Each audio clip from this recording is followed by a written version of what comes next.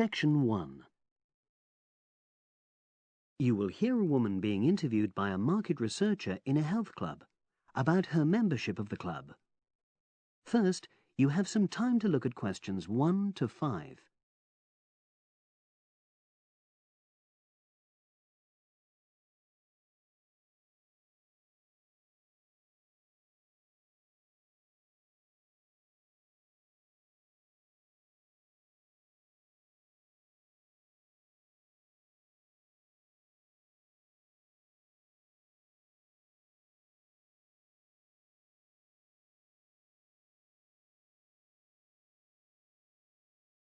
You will see that there is an example which has been done for you. On this occasion only, the conversation relating to this will be played first. Oh, excuse me. I wonder if you'd have the time to take part in some market research. What's it about? About this club and your experiences and opinions about being a member. It'll take less than 5 minutes. Oh, OK then, as long as it's quick. Can I start by taking your name? It's Selina Thompson. Is that Thompson?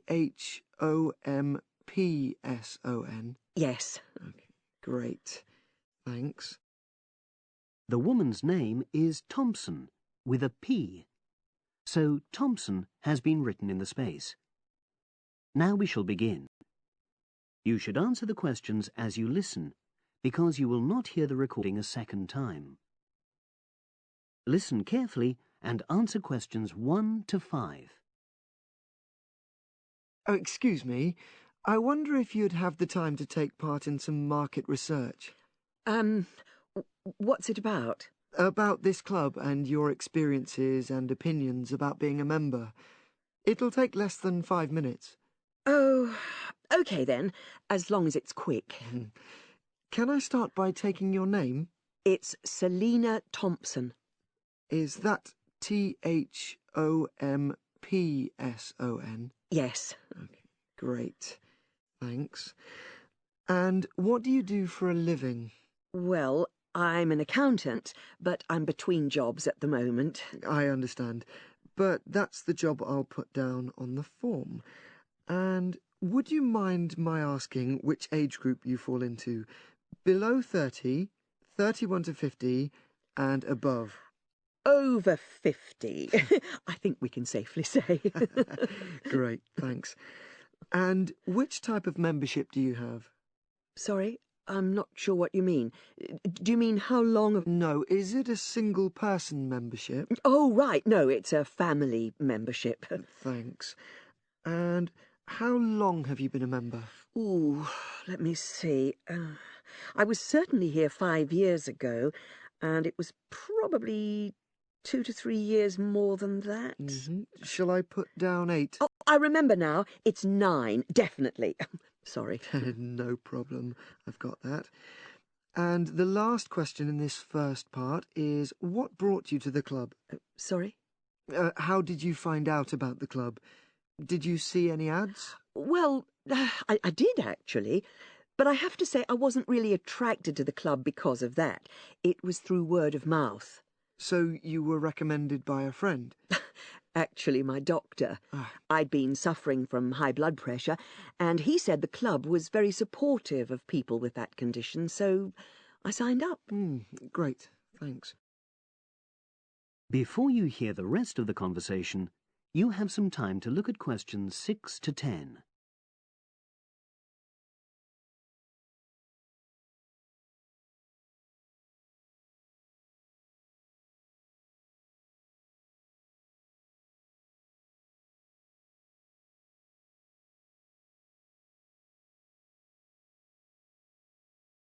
Now listen and answer questions 6 to 10. Now, for the second part of the form, I want to ask a bit more about your experience of the club.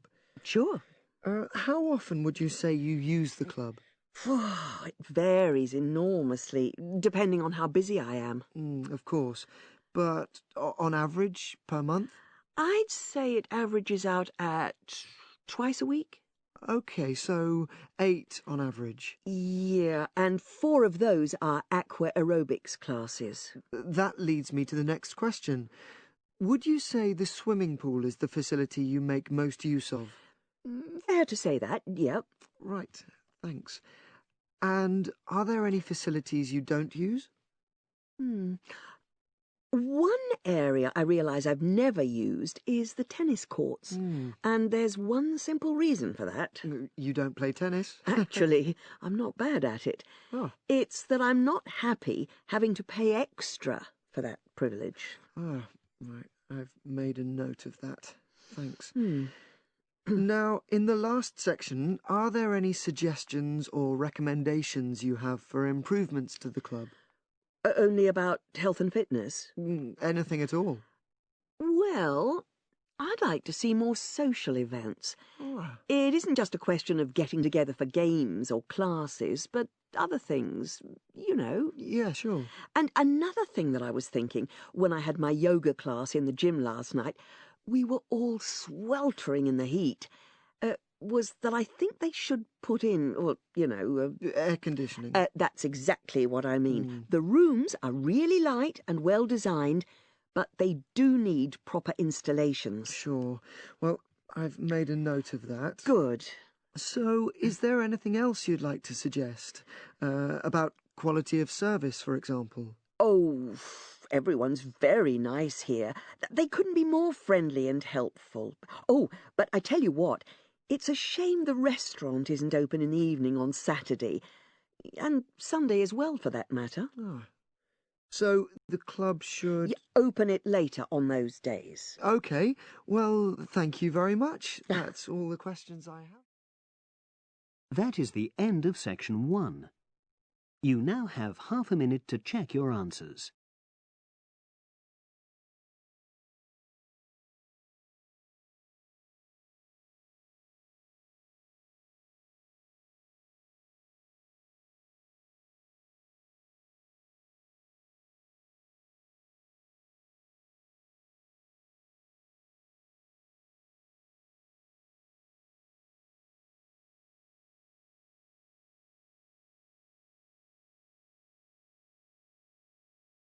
Section 2.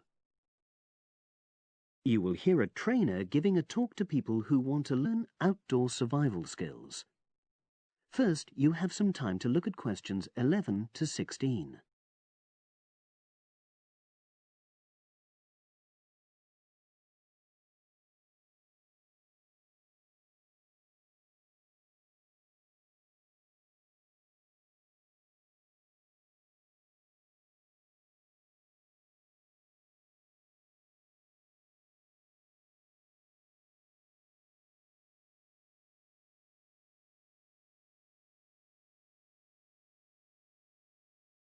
Now listen and answer questions 11 to 16. Good morning, everyone, and welcome to our outdoor survival program. As you know, this week you'll be learning some of the basic information and skills you need to look after yourself independently in the outdoors. These first 2 days, we'll be based here in the classroom, and then we'll be taking a camping trip to put into practice some of the things you've learned. I'm going to start off with the topic of food. And to start with, I'll describe just 2 methods which we'll be putting into practice at our camp, and which make use of natural resources, the steam pit and the bamboo pot. I've got 2 posters here to make things clearer, and I'll start with the steam pit here. To make this, you'll need some dry sticks, some grass, some loose earth, and some stones. And for this week only, some matches. The first thing you do is to dig a shallow pit in the place you've chosen to do your cooking. Let's say about 25 centimeters deep and 30 centimeters wide. Your sticks have to be a bit wider than the pit because you have to put a line of them along the top from one end of the pit to the other. Before setting light to these, you take some large stones and arrange them on top. Then you start the fire and wait till the wooden platform burns through and the stones fall into the pit. At this point, brush away any pieces of hot ash from the stones. You can use a handful of grass and then take another stick and push it down into the center of the pit, between the stones. After that, you cover the whole pit with a thick layer of grass. And then you can put your food on it, wrapped in more pieces of grass, like parcels. Finally, cover the whole thing with earth. You have to pat it firmly to seal the pit. Then all you have to do is take the stick out and pour a bit of water into the opening that it leaves. It should take about 4 hours for your food to cook, as it cooks slowly in the steam that's created inside the pit. Now you have some time to look at questions 17 to 20.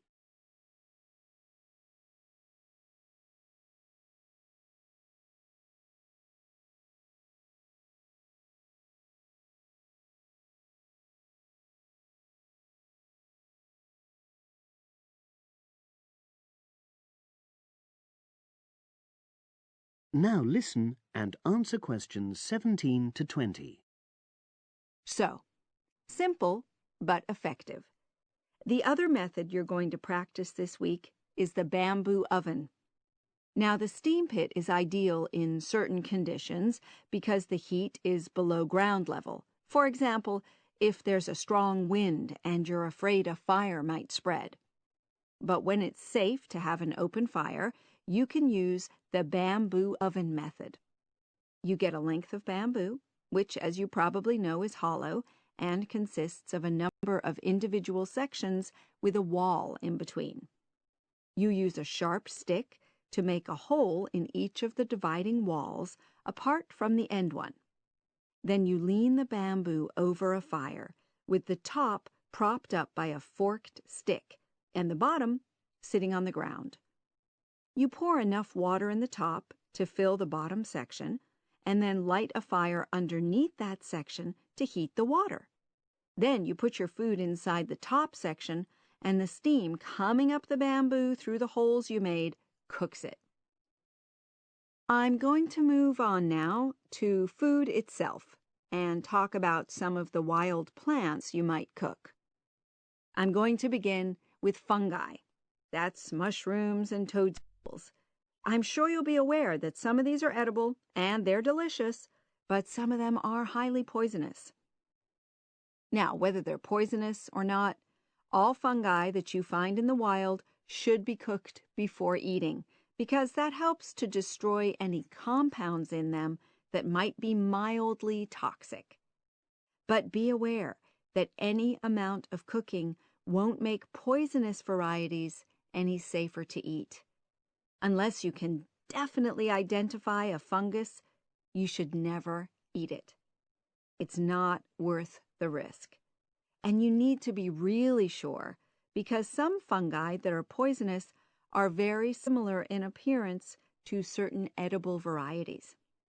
They can easily be mistaken for each other. So, having said all that, fungi are delicious when they're freshly picked, and although they are only moderately nutritious, they do contain minerals which the body needs. I'll move on now to leafy plants, which are generally... That is the end of section 2.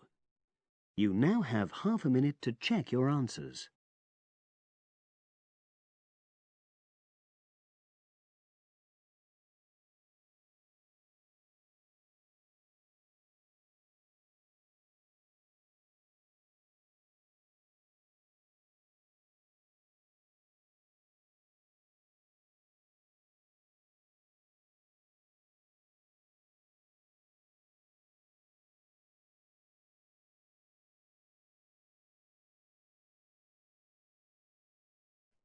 Section 3. You will hear a woman called Phoebe, who is training to be a teacher, talking to her tutor called Tony about research she has done in a school. First, you have some time to look at questions 21 to 25.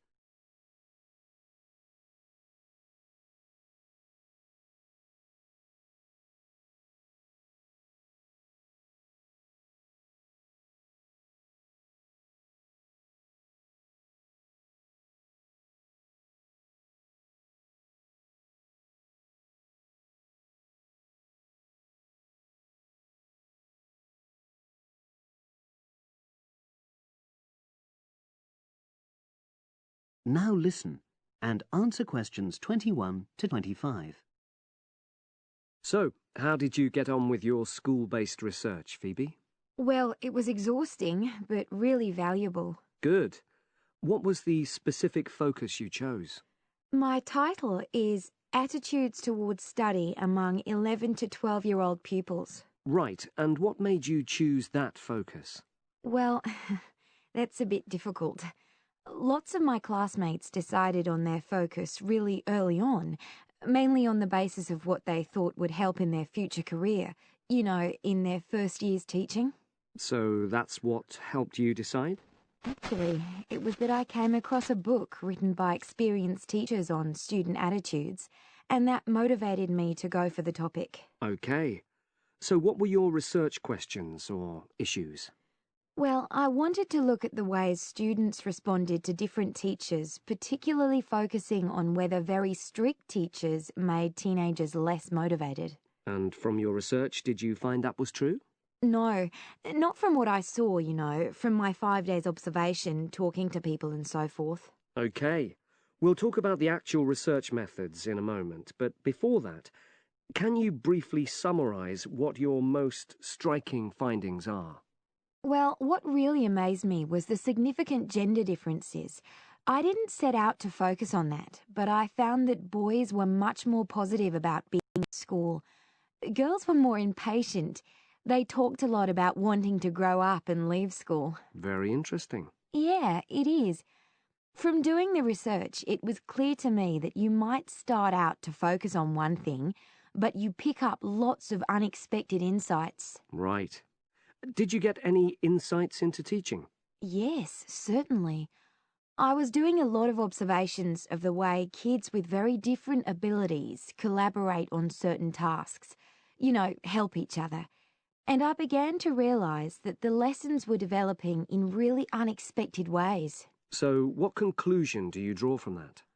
Well, I know it's necessary for teachers to prepare lessons carefully, but it's great if they also allow lessons to go their own ways. Good point. Now, I'm really pleased to see you doing this. Analysing and drawing conclusions based on data. But surely this isn't proper data. Because it's derived from such small-scale research.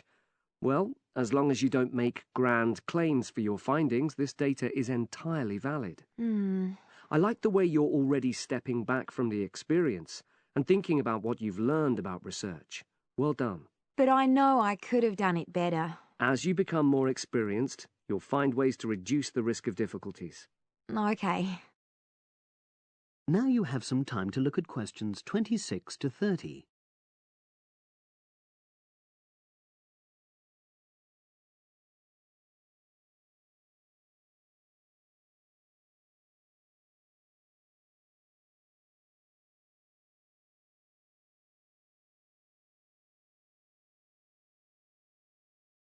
Now listen and answer questions 26 to 30.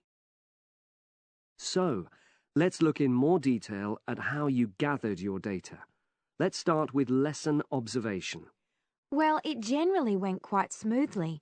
I chose my focus and designed my checklist. Then teachers allowed me into their classes without any problems, which surprised me. It was afterwards that the grueling work started. Yeah, it's very time-consuming, isn't it? Making sense of analysing your observation notes. Absolutely. Much more so than interview data, for example. That was relatively easy to process, though I wanted to make sure I used a high-quality recorder to make transcription easier. And I had to wait until one became available. Right. And did you interview some kids as well? In the end, yes. I talked to 10, and they were great. I'd imagined I'd be bored listening to them, but... So it was easy to concentrate? Sure. One of the teachers was a bit worried about the ethics, whether it was right to interview young pupils, and it took a while for him to agree to let me talk to 3 of the kids in his class, but he relented in the end. Good. What other methods did you use? I experimented with questionnaires, but I really regret that now. I decided to share the work with another student, but we had such different agendas it ended up taking twice as long. That's a shame. It might be worth you reflecting on ways you might improve on that for future projects. You're right, yeah. Okay. And the other thing I did was stills photography. I didn't take as many pictures as I'd hoped to. Lack of time? It's pretty easy just snapping away, but I wanted each snap to have a purpose, that would contribute to my research aims, and I found that difficult.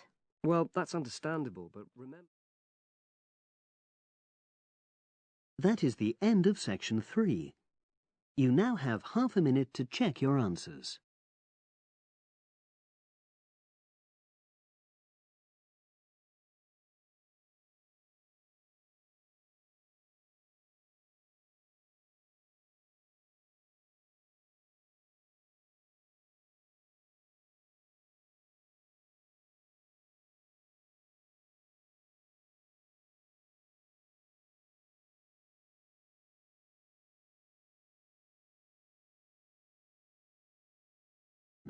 Section 4.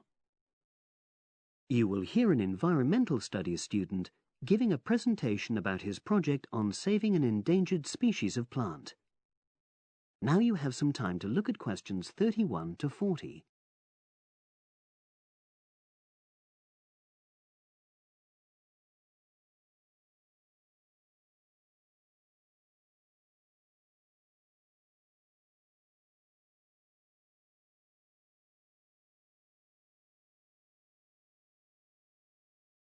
Now listen and answer questions 31 to 40.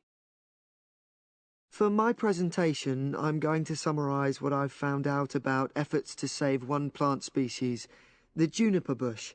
It once flourished in Britain and throughout the world's temperate zones, but over the last few decades has declined considerably. Before I go on to explain the steps being taken to save it in England, let me start by looking at some background information and why the juniper has been so important in cultural as well as ecological terms, historically and in the present day. Firstly, I want to emphasise the fact that juniper is a very ancient plant. It has been discovered that it was actually amongst the first species of plants to establish itself in Britain in the period following the most recent Ice Age. And, as I say, it has a much valued place in British culture. It was used widely as a fuel during the Middle Ages because when burnt, the smoke given off is all but invisible, and so any illicit activities involving fire could go on without being detected. For example, cooking game hunted illegally. It also has valuable medicinal properties. Particularly during large epidemics, oils were extracted from the juniper wood and sprayed in the air to try to prevent the spread of infection in hospital wards. And these days, perhaps its most well-known use is in cuisine, cooking, where its berries are a much valued ingredient, used to flavour a variety of meat dishes and also drinks. Turning now to ecological issues, juniper bushes play an important role in supporting other living things. If juniper bushes are wiped out, this would radically affect many different insect and also fungus species. We simply cannot afford to let this species die out.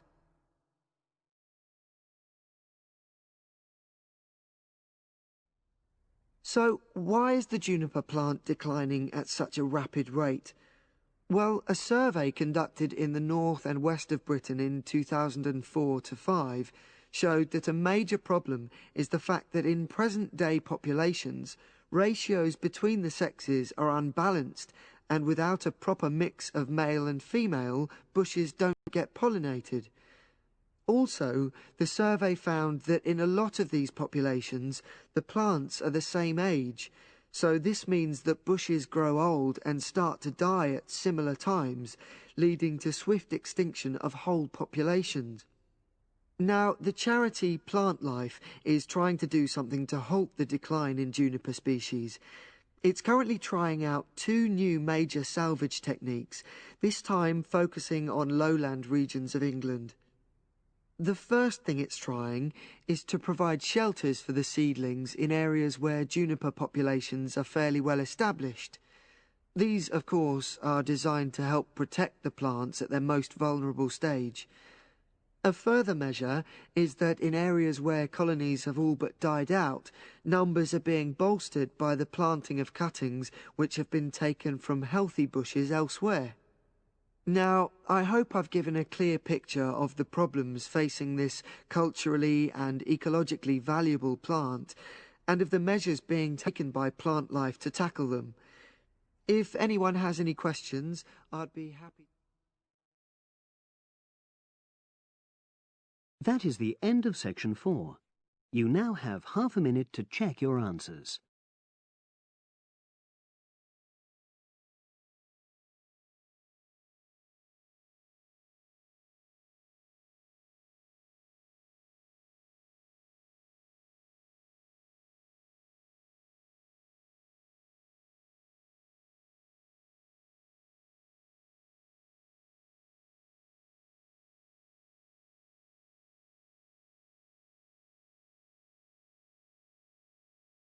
That is the end of the listening test.